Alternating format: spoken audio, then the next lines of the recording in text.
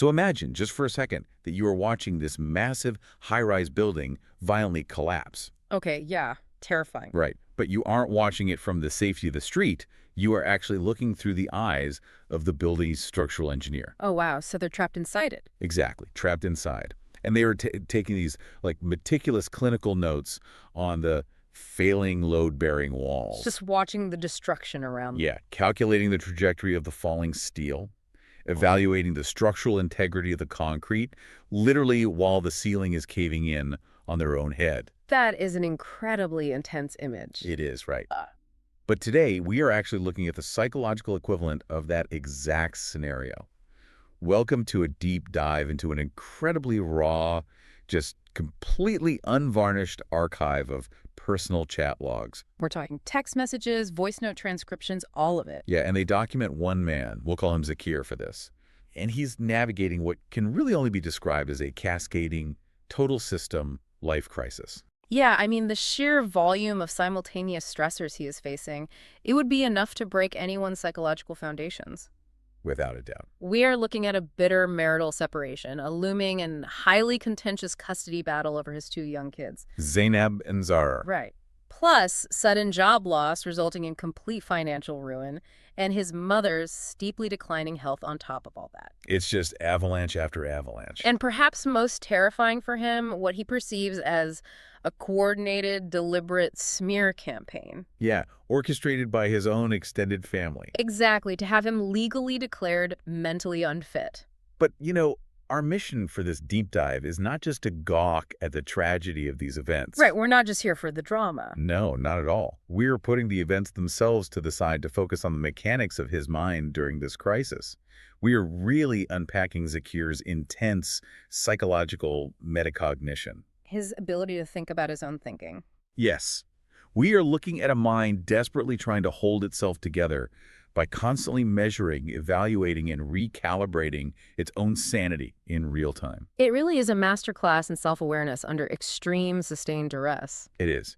And to understand how Zakir calibrates his own mind, we have to start by observing how he actively diagnoses his mental and emotional state right at the precipice of the crisis. We see this so vividly in the text messages between him and his estranged wife. Yeah, and we should probably note she is saved in his phone under the contact name So Beautiful. Which is just a detail that really underscores the emotional whiplash of what is happening here. It totally does. Yeah. And in these texts, he doesn't just lash out. He steps outside of himself and articulates his emotional collapse with the precision of, a clinician making rounds. He actually texts her a list of his current states. He says fear, or he uses the word cough, anger, depression, sadness, insecurities, grief, and pressure. That is so specific. And he explicitly tells her that he is on the verge of a breakdown. He even tells her that he never knew the limits of his mental capabilities until they were tested. Right, acknowledging openly to his primary adversary, at least in a legal sense, that his limits were in fact tested. But, okay, here is where I have to push back a little bit on the idea of this being pure, noble self-awareness. Oh, interesting. Why is that? Well, he recognizes his own hostile behavior, right? Yeah. And he apologizes to his wife, saying he looked back at their chats and realized he had been acting like a prosecutor instead of a partner. That's a powerful analogy. It is. But calling yourself a prosecutor sounds very self-aware, but isn't that also like a highly sophisticated manipulation tactic? How do you mean? It feels like a way of saying, I am just being logical and building a case while you are being emotional. I see what you're saying. Right. So how do we know this is genuine self-awareness and not just him retroactively creating a narrative to justify the fact that he was acting horribly to her? Well, that skepticism is entirely warranted. Metacognition can absolutely be weaponized as a defense mechanism. However, if you look at the specific phrasing he uses, and let's map that onto the biological reality of what happens to the human brain under threat. Okay, let's unpack that. He tells his wife he had been stuck in a fight or flight mode for 2 months. He explicitly calls it a loop that had formed in his mind. A 2-month loop. That sounds exhausting. It is. When you are in prolonged fight or flight, which is the sustained activation of the sympathetic nervous system, Your brain is fundamentally rewiring its resource allocation. So it's not just a feeling, it's a physical shift. Exactly. It pulls energy away from the prefrontal cortex, which is the region responsible for nuance, empathy, collaborative partnership. All the things you need to be a good husband or partner? Right. And it dumps that energy into the amygdala, which is the primal threat detection center. Wow. So his brain physically cannot access the partner mode. Precisely. What does a prosecutor do? A prosecutor does not look for middle ground. No, they definitely don't. A prosecutor interrogates, looks for flaws, and operates on an adversarial zero-sum logic. You win or you lose. Which makes sense if you feel like you're under attack. Exactly. When your brain believes you are under lethal threat, zero-sum logic is the only logic that keeps you alive. Zakir, realizing that the trauma has shifted his communication style from collaborative to combative, is a massive cognitive leap. He is catching himself in the act. Yes. By naming it fight or flight, Zakir is engaging in a well-documented psychological coping mechanism known as affect labeling. Affect labeling. So naming the monster to reduce its power. That's a great way to put it. It makes me think of how a breaker box in a house works. Oh, I like this. Go on. Like when a house gets struck by lightning, the breaker trips to prevent the whole structure from catching fire. The house goes completely dark, but it survives the surge. That is a perfect analogy. Right. That is what his fight or flight response is doing. The trauma trips the breaker to his prefrontal cortex so his primal brain can just focus on basic survival. And keep him alive. But the lights are out. He cannot be a partner in the dark. And the physical toll of living with that tripped breaker is immense. He describes his physical symptoms vividly to his friend, Faizan. What does he tell him? He tells him that at night he feels a terrifying sensation, like his heart is literally going to burst open. He uses this phrase, Dilfat Janawali, feeling a rahiti. It's like a heart-bursting feeling. That's visceral. He is tracking his physiological collapse in real time. He is reading the blinking red warning lights on his own dashboard. But the tragedy of his situation, right, is that his accurate self-diagnosis, his admission of being in a panic state and a fight-or-flight loop, it immediately collides violently with how the outside world perceives him. Which is the most dangerous part of this whole crisis. Yeah, and that brings us to the next layer of this archive. We shift from how Zakir sees himself to how he analyzes other people seeing him. Because his self-awareness does not stop at the borders of his own mind. Not at all. He is hyper-aware of how his trauma responses look to the people around him. Like, his wife texts him, acknowledging his panic state, but she immediately follows it up by saying, that is exactly why professional help is important, for your own stability and for the kids. Which, on the surface, sounds very reasonable. Exactly. And suddenly we enter what I look at as the therapy trap. His family repeatedly suggests he needs professional psychiatric help. Right.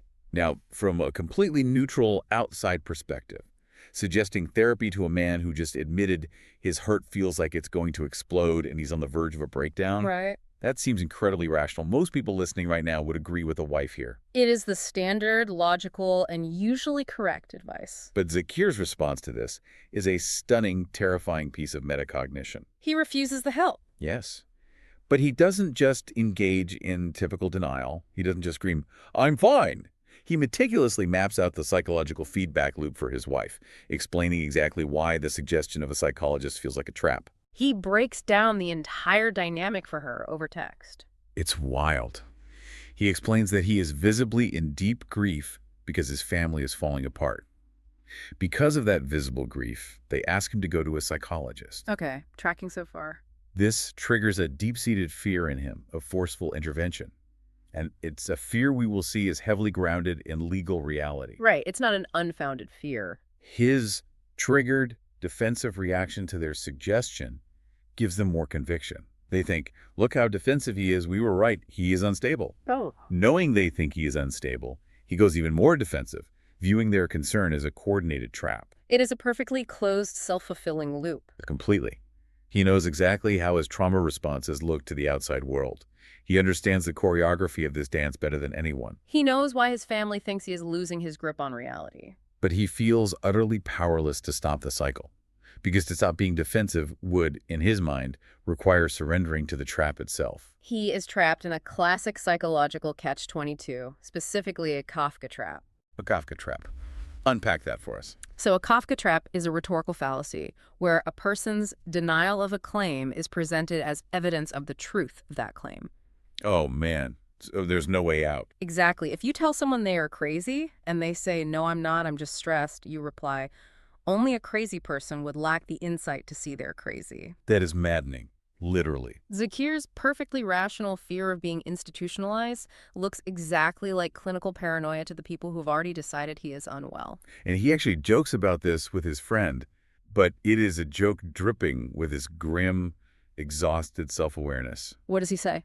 He tells Faizan, "They are trying to explain to me that I have gone mad. Tell me, if I understand what they are saying, then I am not mad. And if I were mad, how would I understand the trap they're laying?" That is brilliant, but also heartbreaking. It highlights the fear exhaustion of his hypervigilance. Because what does a person do when any interaction, literally any attempt to explain themselves, is just used as further evidence of their instability? You shut down. He calibrates. He decides to starve them of data.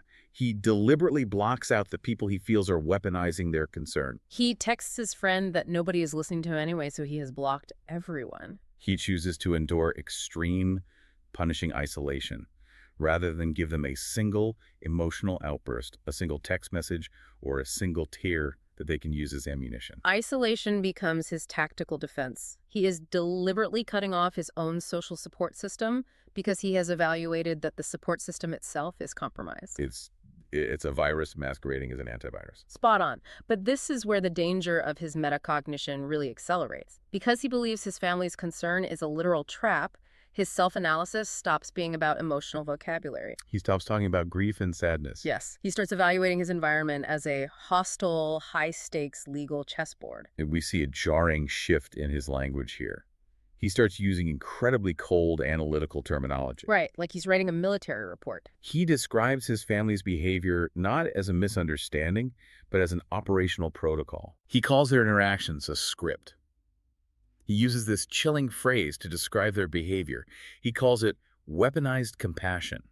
That phrase is just heavy. Weaponized compassion. It is. He tells his friend that his family has cut off his food supply and his access to money. They starved him out. He writes that they literally starved him and his kids, using every possible clinical technique to pull him into permanent psychological damage. That is a severe accusation. He views this not as a family dispute, but as a deliberate welfare strategy to break him down so he will have no choice but to accept their narrative that he is incapable of caring for his children. And it is crucial to understand that Zakir is not just floating in a cloud of vague paranoia here. No, not at all. He has anchored this terror to a very specific, tangible legal framework.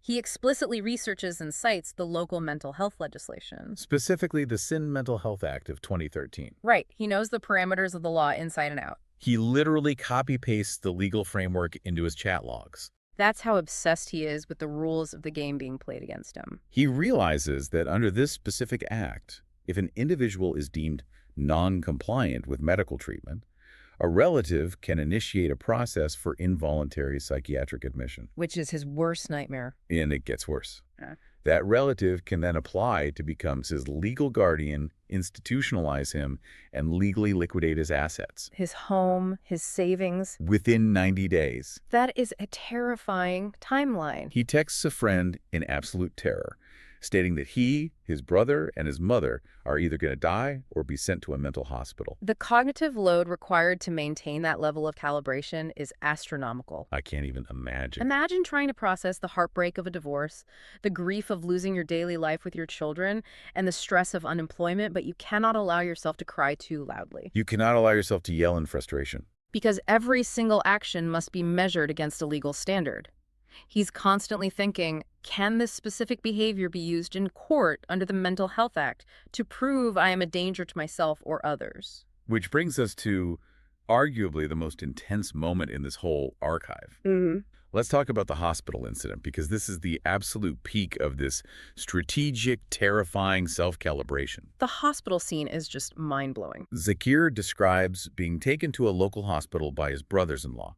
Now, the context here is that Zakir was objectively tracking his own physiological breakdown. He notes that his blood pressure was dangerously high. Dangerously is an understatement. The bottom number, the diastolic, had hit 160. That is a stroke-level emergency. He is in the middle of a legitimate, life-threatening hypertensive crisis. His body is screaming for relief. The physical toll of the cortisol and adrenaline is literally breaking his vascular system. So he goes to the hospital expecting to see a cardiologist or an emergency room doctor. Naturally. But when he is seated, he realizes the doctor in front of him is a psychiatrist. That must have been a shock. The psychiatrist evaluates him and prescribes him psychiatric medication. Okay, let's pause here. Yeah, I want you, the listener, to put yourself in that chair for a moment. Your blood pressure is 160. Your chest feels like it is caving in. Your vision is blurring. A doctor hands you a prescription that will make the panic stop. Most of us, like 99% of us, would take the paper, get the pills, and swallow them just to make the physical terror end. Of course we would. But what does Zakir do? He takes the prescription, walks out, looks at the medicine, and throws it in the trash. And the mechanism behind why he throws it away is one of the most profound examples of metacognition overriding biological instinct in this entire archive. It really is. He texts his friend that his wife had filed for a divorce petition, and in her legal filing, she alleged he had a substance abuse problem. Okay, so that's in the legal ether now. Right. So sitting in that hospital chair with his heart hammering in his chest, Zakir does the legal math. He is calibrating. He reasons that if he takes even one of those prescribed psychiatric pills and is subsequently forced by the family court to take a drug test for the custody battle. The psychiatric medication might cause a false positive. Exactly. Or cross-react, making it look like he has illegal substances in his system, like LSD. He literally texts that his drug test will show up positive for LSD.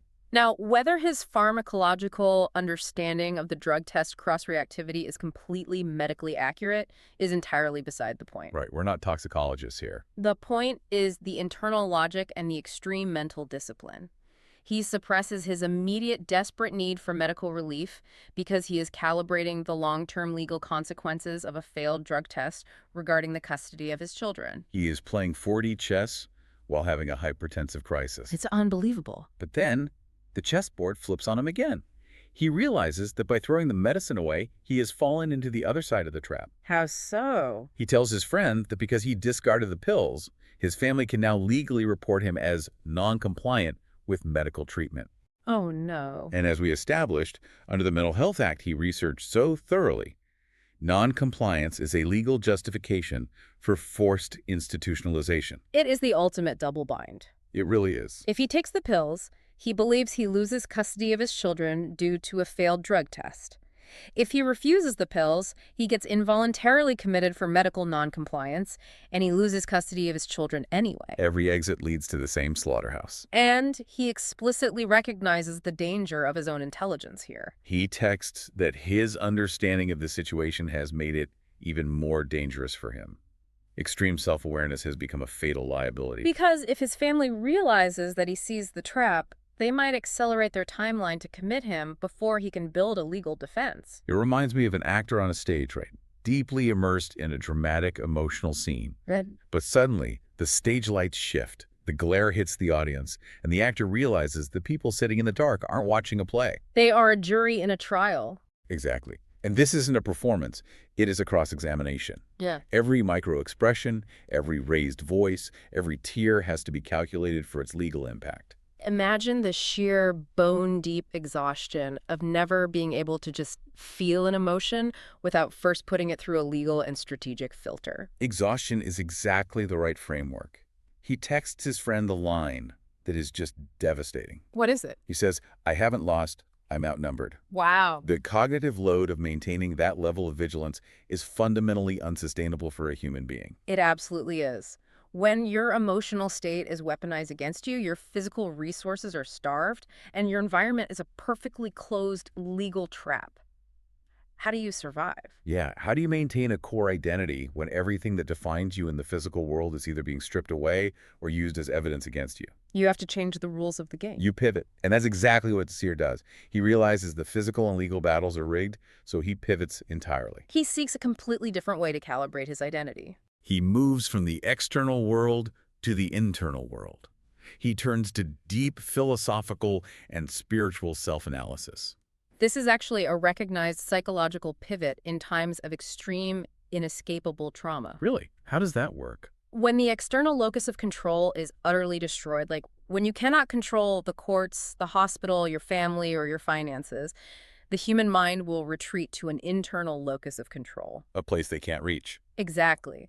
Zakir must find a sanctuary that the Mental Health Act cannot touch. And we see this pivot vividly in a fascinating conversation he has with an American contact saved in his phone as Ather. Ather appears to be connected to some sort of fundraising or community welfare. Yeah, and their relationship seems a bit tense. But Ather tries to offer Zakir some spiritual advice, admitting his own struggles with arrogance and wanting to be a better person. Which is interesting given Zakir's situation. Right. Now, Zakir is practically destitute at this point, but instead of asking for money or legal help, he engages in this deep philosophical counseling session with Ather. It is a complete role reversal. The man who is allegedly starving and facing the psychiatric ward becomes the spiritual teacher. Zakir advises Ather on the nature of arrogance, and the philosophy he lays out is incredibly profound. What does he tell him? He tells Ather to separate his I from his my. He writes, when you start peeling off layers of my from I, you realize that each layer inside is purer than the last until you have nothing left except purity. Separating the I from the my. That is beautiful. It's actually a foundational concept in Stoic philosophy, echoing thinkers like Epictetus and Marcus Aurelius. So the my is all the external stuff. Exactly. The my represents your attachments, your possessions, your roles, your social status, my wife, my job, my bank account, my house, my reputation. Zakir is in the agonizing process of forcibly losing every single one of his my's. He even lists them out in another text like a grim inventory. Job loss. Separation, loss of his kids' daily care, his mom's declining health. And the bonus of the smear campaign. Right. The world is violently stripping away his my. If his identity, his I, is intrinsically tied to his my, then he is being destroyed. He won't survive it. He will not survive. But through this intense metacognition, by defining his core self, his soul, as entirely separate from those external attachments, he inoculates himself against psychological collapse. He is forcibly calibrating his entire existence around a pure, untouchable internal core. His self-analysis completely shifts. He is no longer the victim of a family conspiracy. He is a man undergoing a severe, purifying spiritual resilience test. He writes to his estranged wife, I never needed your money, I needed you. My kids don't need a rich mother, they need a mother who can stay. He is evaluating human relationships not on material grounds, but on core spiritual presence. And he evaluates his own resilience, telling Ather, I am dealing with life's heavy hitters, but I am okay with whatever life throws at me. With only one rule, giving up is not an option. That separation of I from my, it really provides the vital context for behavior that otherwise looks, honestly, completely irrational. You're talking about his refusal of charity. Yes, his absolute refusal of charity. Throughout the logs, we see multiple instances where friends or community contacts offer him Islamic charity, or they offer to pay his children's school fees because he's broke. And he complains about it bitterly. He texts his friend Faizan that people are calling him to offer him charity, and he is furious. Furious that they're trying to help. Well, he feels his friends are being orchestrated by his family to offer him money just to prove he can't provide for himself. Another trap. He tells his wife emphatically that he does not take charity money, that it belongs to someone else. He refuses it completely. From a purely biological survival standpoint, if you are starving, you take the food. If you are broke, you take the money. Right, that's just basic instincts. But Zakir is calibrating his dignity on a spiritual scale, not a biological one. Accepting charity would mean accepting the label of a helpless dependent. It would validate the exact narrative his family is building in the courts. Exactly, the narrative that he is incapable. He prefers to go hungry and even let his children endure temporary hardship rather than accept a narrative that damages his core I. His conceptualization of himself as an honest, self-reliant provider is vastly more valuable to his survival than physical comfort. He crystallizes this so clearly to his wife, basically predicting how she will frame his memory to their children in the future. That part was hard to read. He tells her, once you achieve what you want, please tell my kids that their father was honest, not a cheater. I helped you grow, not suffocated you. I earned honestly for them. I loved them and fought for them, but I was left alone. He is literally writing his own epitaph for his children's memory. He is desperately trying to control the narrative of his I, even as his my is completely dismantled and sold for parts. It is a breathtaking act of psychological preservation. He's building a fortress out of his own integrity. But there's one final, very tangible anchor Zakir uses to evaluate his own sanity and worth. Right, beyond the spiritual purity of the I. He clings to the objective reality of his intellect and his creative output. Throughout these texts, amidst the legal threats, the medical double-binds, the philosophical musings, Zakir frequently brings up his work as a writer. He specifically points to a book he authored and published called Resonantia. And the subject matter of his book is almost too on the nose. It really is. He describes it to Ather as a book that revolves around memory and trauma. He tells another contact, Fatima, that it is a psychothriller. The irony is just staggering. Zakir is living inside a real-life psychological thriller. Right. He is surrounded by paranoia, betrayal, high stakes, threats of mental institutions, and constant gaslighting about his own grasp on reality. And his primary defense mechanism, his literal proof of sanity, is a psychothriller he wrote about memory and trauma. He uses his creative work as an objective external mirror. When his family, the hospital, and the courts are telling him his mind is broken, he points to this complex, highly structured piece of literature as tangible, undeniable proof that his brain works perfectly. He is saying, look at the architecture of this novel.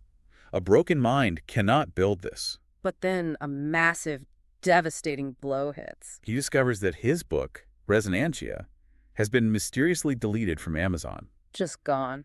He texts his former colleague, noting that the book, which was published through an office account, was removed by someone, He strongly suspects sabotage from his former workplace. possibly influenced by his wife or his family, and this devastates him more than the loss of money. He tells Fatima, my most valuable asset, my published book, was removed from Amazon yesterday. Because the deletion of the book is not just a loss of potential royalty income. No, in the architecture of his metacognition, it is a direct, targeted attack on his self-evaluated proof of sanity. He explicitly texts Fatima that a mentally unstable person couldn't have written that book. He stakes that the book and the positive reviews it received were his shield. It was a profile that spoke for itself. By deleting the book, his adversaries haven't just stolen his intellectual property. They have destroyed his primary alibi against the legal charge of insanity. He believes it is a deliberate tactical strike. He tells Fatima they removed it because they want to prove he is nothing, and his work was the only thing speaking for him, so they had to silence it. It is absolute psychological warfare. And yet, even in the face of this profound violation, his metacognition kicks in one more time to protect him. He evaluates his own mind as an asset that cannot be permanently deleted by an Amazon algorithm or a hostile family member. He tells Fatima, if I survive this, the next book I write will be an explosive hit. He is literally converting his current agonizing trauma into future creative capital. He is stepping completely outside of his suffering and observing it as raw material for his next psychothriller. It is the ultimate, final act of self-calibration. He refuses the role of the victim. He tells himself, I am not the casualty of this story. I am the author observing it. By framing his suffering as field research for a future project, he regains absolute control and purpose. His intellect becomes an impenetrable shield against the chaos of his reality. Let's pull back for a second and just look at the sheer scale of what we have walked through today. It's a lot to process. We have tracked an incredibly dense, intense journey of one man's relentless self-awareness. We watched Zakir admit to emotional breakdowns, accurately mapping out the neuroscience of his own fight-or-flight loops. We saw him tactically navigate terrifying legal and medical traps, doing custody court calculus while having a hypertensive crisis in a hospital chair. We watched him philosophically strip away his material attachments, utilizing ancient Stoic principles to separate his core I from his my. And finally, we saw him use his complex intellect and creative writing as a shield against the accusation of madness, converting his ongoing trauma into the architecture of his future survival. It is a remarkable, deeply unsettling case study in how the human mind attempts to secure its own foundations while the earthquake is actively ripping the ground apart. We see the profound power of metacognition as a survival tool.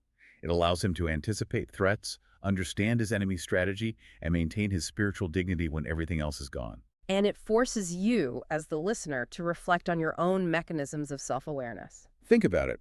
When you are stressed, and hopefully you're never facing a coordinated involuntary institutionalization, but just a tough day at work or a bad argument with a partner, Do you accurately diagnose your own condition? Do you have the discipline to say, my prefrontal cortex is offline, I am in fight or flight, I am acting like a prosecutor? Or do you instantly construct a comfortable narrative that protects your ego and shifts all the blame outward?